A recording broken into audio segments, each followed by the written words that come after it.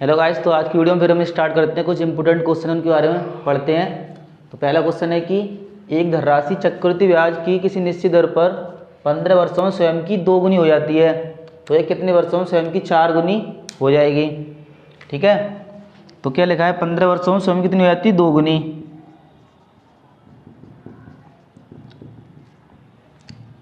तो ये कितने वर्षों में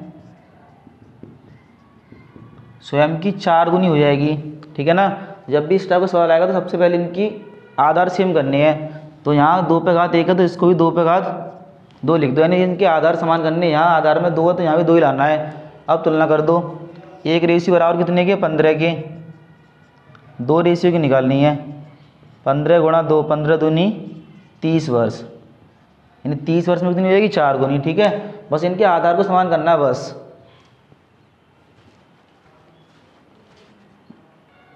तो अगला क्वेश्चन है कि एक आयत की लंबाई में 80% की वृद्धि होती है, तो समान क्षेत्र पर रखने के लिए चौड़ाई में कितने प्रतिशत की कमी करनी होगी। यानी कि हमें पता है कि क्षेत्रफल क्या होता है, L इंटू बी। अब क्वेश्चन बोल रहा है कि लंबाई में वृद्धि कर दी हमने 80% की। अब क्षेत्रफल को समान मतलब कि क्षेत्रफल जितना आता है उतना रखना पड़ेगा, तो उसकी चौड़ाई में कितने % की कमी करनी होगी। तो 80% की फ्रैक्शन तोड़ दो, 4/5 पहले और अब। क्या बोल रहा है, 80% की वृद्धि, यानी पहले 80 की फ्रैक्शन होती 4/5। पहले लंबाई 5 थी, अब लंबाई 4 बढ़ा दी तो कितनी होगी, 9। अब क्वेश्चन बोल रहा है कि क्षेत्रफल जितना पहले था उतने रखना है अब भी, तो इसकी चौड़ाई में कितने % की कमी करनी होगी। हमें पता है कि जब क्षेत्रफल अपरिवर्तित मतलब जितना पहले था उतने रखना है, तो लंबाई और चौड़ाई एक दूसरे के व्युत्क्रम अनुपाती हैं। अगर तुम किसी जगह की लंबाई बढ़ाओगे तो चौड़ाई क्या होगी, कम हो जाएगी, क्योंकि क्षेत्रफल हमें उतना ही रखना है। तो लंबाई बढ़ेगी तो चौड़ाई घटेगी, और ये घटेगी तो ये बढ़ेगी। कब, जब क्षेत्रफल पहले था उतना ही रहे तब, यानी अपरिवर्तित रहे तब। तो ये होगी 5 से 9, तो चौड़ाई पलट दो, 9 से 5 कितनी कमी करनी होगी, 4 की। 9 पर गुणा 100 हो जाएगा 400/9, भाग लगा दो, तो 9 चौक 36, 4 बचा फिर 40 हो गए, 9 चौक 36 फिर बचा 4 तो 44, सही 4/9% कमी। ये आंसर है।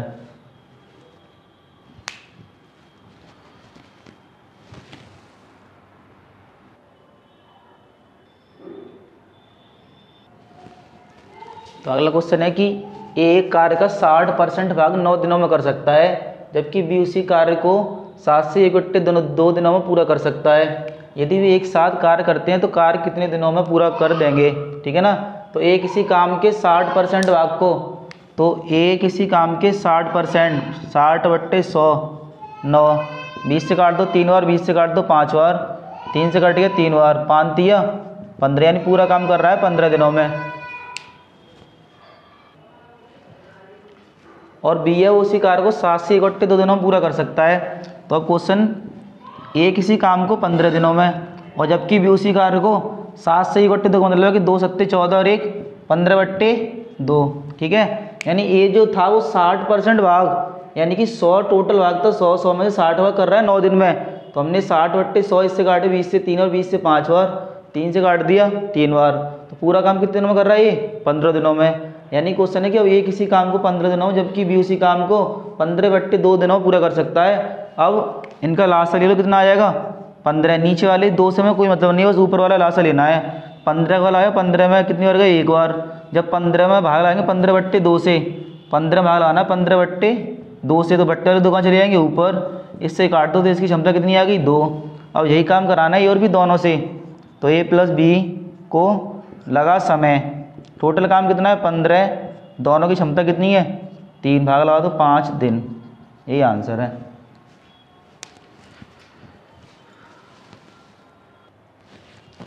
अगला क्वेश्चन है कि ए और बी की आय का अनुपात 3:4 और उनके व्यय का अनुपात 9:5 है। यदि ए की आय को बी के व्यय की 3 गुनी है, तो ए और बी की बचत का अनुपात क्या होगा। तो देखें, 2 व्यक्ति हैं ए और बी, इनकी आय कितनी है 3:4 आय, और खर्च कितना है 9:5। ठीक है, अब क्वेश्चन बोल रहे हैं कि ए की आय रेशियो है ये, तो यहाँ x लगा दो, यहाँ भी x लगा दो। ए की आय यानी कितनी आय, ए की आय कितनी है 3x, बी के खर्च तो ये भी रेशियो में, तो यहाँ भी कुछ यहाँ बाई बाई मान लो, सही है। ए की आय कितनी है 3x, बी के व्यय की 3 गुनी है, तो बी का व्यय कितना है, जो ए और जो बी है, बी का व्यय कितना है 5 और इसकी कितनी है 3 गुनी है, ठीक है। ए की आय जो है वो बी के खर्च की 3 गुनी के बराबर है। यहाँ से एक्स और वाई की वैल्यू निकाल लो, 3 से 3 काट दो, तो x बट्टे वाई बराबर 5/1, ठीक है। पुट कर दो यहाँ पर x बराबर 5, तो 5 तिया 15 और 5 चौक 20, सही है। x बराबर यहाँ लगाए तो 5 तिया 15 और 5 चौक 20, वाई की वैल्यू 1 है तो ये तो 9,5। अब ए और बी की बचत पूछी है, तो ए और बी बचत, ये 15 रुपये कमा रहा है, 9 रुपये खर्च कर रहा है ए, तो बचत कितनी होगी 6 रुपये। 20 कमा रहा है, 15 खर्च कर रहा है, तो बचत कितनी होगी 15, काट दो 3 दूनी 6 और 3 पंजे 15, यानी बचत कितनी होगी 2:5, ठीक है।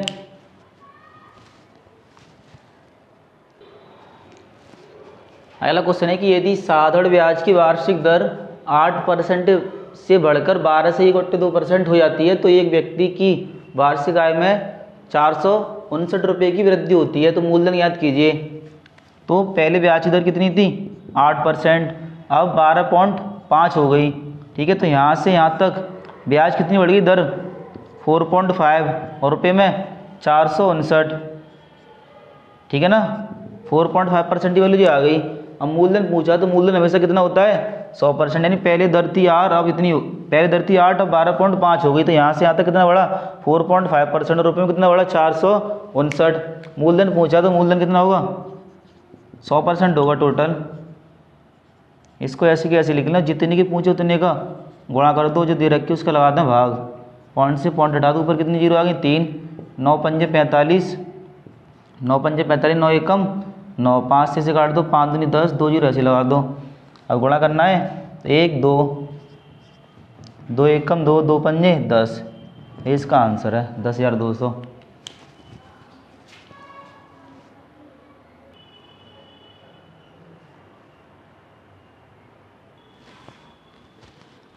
देखे तो अगला क्वेश्चन है कि एक लड़की अपनी आय का 80% खर्च करती है, यदि उसकी आय में 18% और खर्च में 25% की वृद्धि होती है, तो उसकी बचत में कितने प्रतिशत की वृद्धि या कमी होगी। तो 80% क्या है ये खर्च, इसकी फ्रैक्शन होगी 4/5, ठीक है।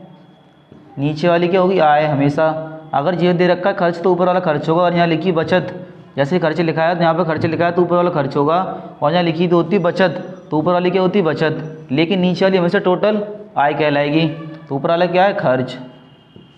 अब लिखते हैं कि आय,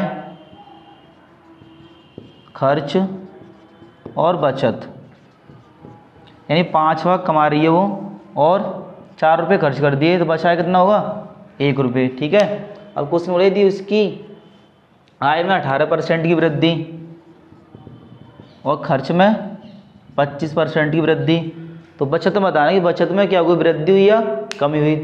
तो देखें अपनी इच्छा से 2 जीरो बढ़ा लो यहाँ पर, ताकि कैलकुलेशन पॉइंट में ना जाए। यहाँ 18 की वृद्धि हो रही है तो सब चीज़ अपने आप में 100% तो पहले से होगी, यहाँ पर 18 की वृद्धि होगी तो 118/100, यहाँ 25 की वृद्धि खर्च में तो 125/100, ठीक है ना।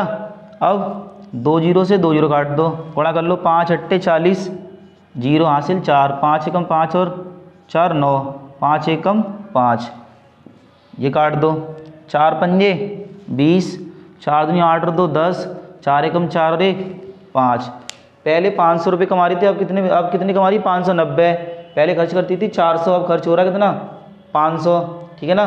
तो 500 रुपये 590 कमा रही है, 500 रुपये खर्च कर रही है, तो बचत तो कितनी है अब 90 रुपये। अब क्वेश्चन बोल रहा है कि बचत में बतानी है कि कितने प्रतिशत की वृद्धि हो रही है या कमी। तो पहले वो 100 रुपये बचाती थी, अब बचत कितनी है 90, तो क्या हो गई कमी हो गई, कितने की 10 की, कितने से हुई 100 से गुणा 100, आंसर आ गया 10% कमी, ठीक है। यानी पहले वो 100 रुपये बचाती थी, अब 90 रुपये बचा रही है, तो पहले 100 था अब 90 हो गए, तो 10 की कमी हो गई, कितने से हुई 100 से हुई, यानी पहले से तुलना करानी है, गुणा 100, तो 10% कमी।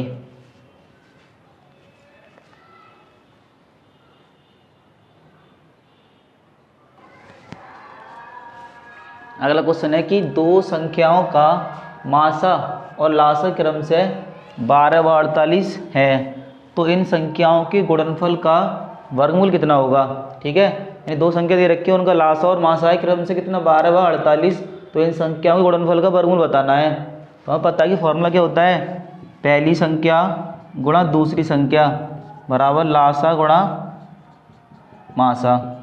अब लासा कितना है 48 और मासा कितना है 12, इनकी अब बोला है इन दो संख्याओं के गुणनफल, तो फर्स्ट इंटू सेकंड यानी नीचे संख्या जो लिखी और उनके गुणनफल ही तो दे रखा है 48 और 12 है। अब इनको बताना है वर्गमूल, सही है, तो वर्गमूल में लगा लो इन्हें। 48 को लिख दो 16 तिया 48, 12 को लिख दो 4 गुणा 3। ठीक है, अब 16 कितने का होता है 4 का वर्ग, ये 3 और ये 3 मिलके ये भी बाहर आ गए। 4 कितने का होता है 2 का, 4 × 12, 12 दूनी 24, यानी कितना हुआ इन संख्या गुणनफल का वर्गमूल 24। यही आंसर है इसका।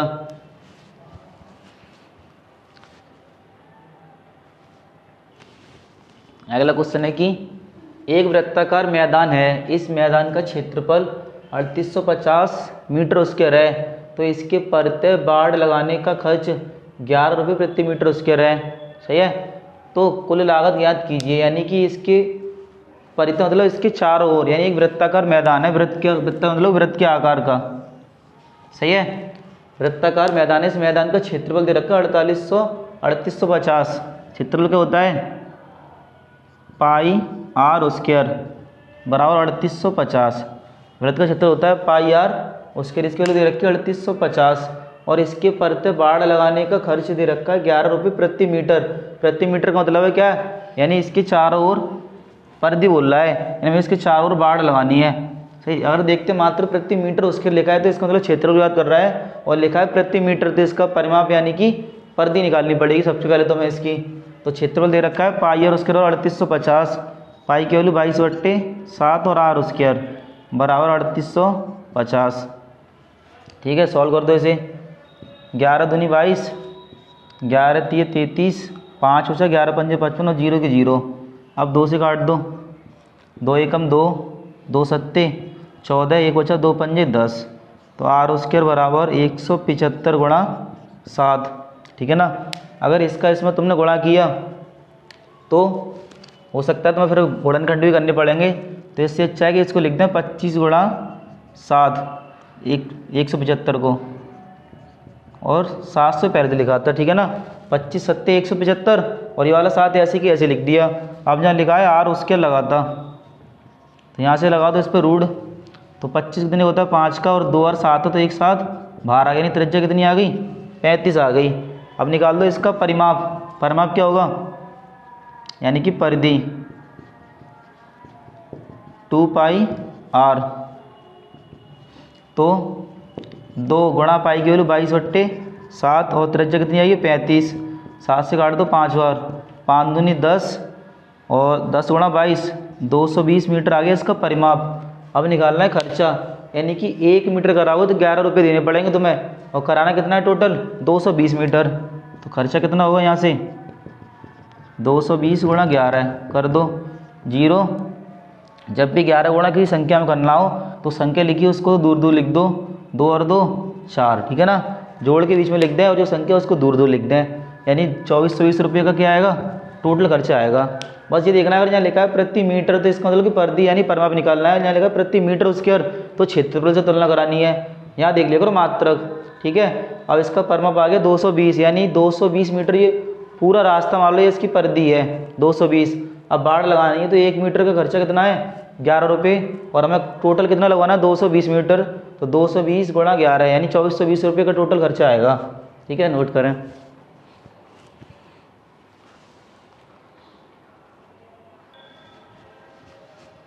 तो देखते हैं कि अगला क्वेश्चन है कि 6 व्यक्तियों का औसत भार 2.5 किलोग्राम कम हो जाता है, यानी 6 व्यक्ति उनका भार जो है औसत वो 2.5 किलोग्राम कम हो जाता है। कब? जब उस समूह में से 70 किलोग्राम वाले व्यक्ति एक व्यक्ति के स्थान पर एक अन्य नया व्यक्ति शामिल हो जाता है, यानी कि एक 70 किलोग्राम वाले व्यक्ति है वो जा रहा है, उसके स्थान पर दूसरा आ रहा है। सही है, व्यक्ति शामिल होता है तो नए व्यक्ति का भार किलोग्राम में कितना है, तो 6 व्यक्तियों का औसत भार जो 2.5 किलोग्राम कम हो जाता है। कब? जब उस समूह में 70 किलोग्राम वाले एक व्यक्ति के स्थान पर दूसरा आ रहा है। तो अब जो व्यक्ति गया है और जो दूसरा आया है, सही है, ढंग से समझना, यानी जो व्यक्ति गया है 70 वाला, दूसरा जो आया वो 70 का तो है ही है, साथ में उसके आने से 2.5 किलोग्राम औसत भार भी कम हो गया। औसत का मतलब है कि सबकी कम होगी 2.5। सही है, यानी टोटल व्यक्ति कितने हैं? 6 व्यक्ति हैं, इन सब में इन सबकी 2.5 एज कम हो गई, सबका औसत भार। सही है, तो 25 छिक्के 150, यानी कि इन सभी को औसत भार 15 किलोग्राम हो गया। तो घटा दो इसमें से, कितना बचा? 10 में से 5 गया तो 5, 6 में से 5 गया तो कितना बचा? 6 में से 1 गया तो 5, यानी जो व्यक्ति कौन सा पूछा है? नए व्यक्ति का भार पूछा है। तो नया व्यक्ति को कितने का है? 55 किलोग्राम का। एक बार फिर देख लें, यानी कि जो व्यक्ति गया है और जो आया है वो 70 का तो है ही है। ठीक है, एक व्यक्ति गया और दूसरा आया, उसके आने से वो गया और जो आया वो 70 का ही है, और उसके आने से सबका जो औसत भार है वो 2.5 किलोग्राम कम हो गया। यानी 2 औसत होता है कि सबका कम हुआ, तो टोटल व्यक्ति कितने? 6, यानी सबका 2.5 कम हो गया। 25 गुणा 2.5 यानी 25 छिक्के 150, यानी 15 सबका कम हो गया। तो जो व्यक्ति आया वो कितने का होगा? हटा दो, यानी 55 किलोग्राम। ये इसका आंसर है।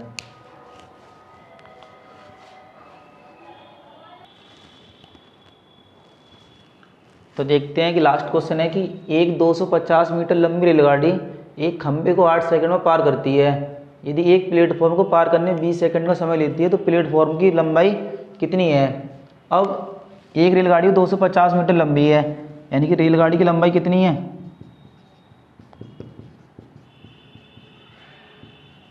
रेलगाड़ी की लंबाई दे रखी है कितनी? 250 मीटर। एक खंभे को पार करने में 8 सेकंड का समय लेती है, यानी टाइम लग रहा है कितना उसको? 8 सेकंड। हमें खंभे से कोई मतलब नहीं है, क्योंकि खंभे की लंबाई से मतलब ही नहीं हमें। तो अब रेलगाड़ी तो वही है जिसकी लंबाई थी कितनी? 250 मीटर लंबी। रेलगाड़ी की लंबाई उतनी जितनी पहले थी, वही रेलगाड़ी 250 मीटर लंबी, वो किसी प्लेटफॉर्म को पार कर रही है। तो प्लेटफॉर्म की लंबाई जो हमने मान ली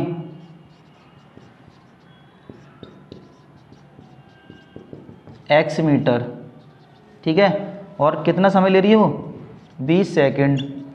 तो यहाँ से टोटल डिस्टेंस कितनी होगी? 250 प्लस x, यानी जब रेलगाड़ी किसी प्लेटफॉर्म को पार करे, सुरंग को पार करे या किसी अन्य दूसरी रेलगाड़ी को पार करे, तो उसके द्वारा जो तय की गई दूरी होगी, एक तो उसकी खुद की लंबाई, साथ में जिसे पार करेगी उसकी लंबाई क्या होगी? ऐड होगी। अगर वही रेलगाड़ी किसी व्यक्ति को पार करे, सही है, सिग्नल को पार करे या पेड़ को पार करे, तो उसकी लंबाई से हमें कोई मतलब नहीं है, यानी उसके द्वारा जो तय की गई दूरी होगी वो इसकी खुद की लंबाई होगी। ठीक है, अब जो ट्रेन किसी व्यक्ति को पार कर रही है वही ट्रेन किसी प्लेटफॉर्म को पार कर रही है, इसका मतलब है कि उसकी चाल कैसी होगी? बराबर होगी। सही है, स्पीड कैसी होगी? जो ट्रेन वो है वही ट्रेन ये है, यानी चाल बराबर होगी दोनों जगह। चाल बराबर होता है दूरी बट्टे समय। अब यहाँ कितनी दूरी होगी? चाल बराबर दूरी बट्टे समय। अब दूरी कितनी होगी? 250 टाइम 8। वही ट्रेन, यानी दोनों चाल बराबर कर दो, ये भी होगा चाल बराबर दूरी बट्टे समय, यहाँ भी दूरी बट्टे समय। यहाँ टोटल डिस्टेंस कितनी है? 250 प्लस x बट्टे टाइम कितना लग रहा है? 20। 4 पंजे 20 और 4 दूनी 8, गुणा कर दो 1250 बराबर 250 प्लस 2x। इसको घटा दो, 0 0 5 0 25 पंजे 125। ठीक है, तो घटाएंगे यहाँ से, तो 0 का 0 लिख दो, 5 में से 5 गए तो 5, 12 में से 5 का कितना बचा? 7, यानी कि 2x। तो x का कितना आ जाएगा? भाग लगा दो, 2 3 6, कितना बचा? 1, 2 7 14, 1 बचा, 2 पंजे 10, यानी 375 मीटर लंबा क्या होगा? प्लेटफॉर्म होगा। सही है ना? ठीक है, फिर आज के लिए इतना ही, इससे आगे कल पढ़ते हैं अब।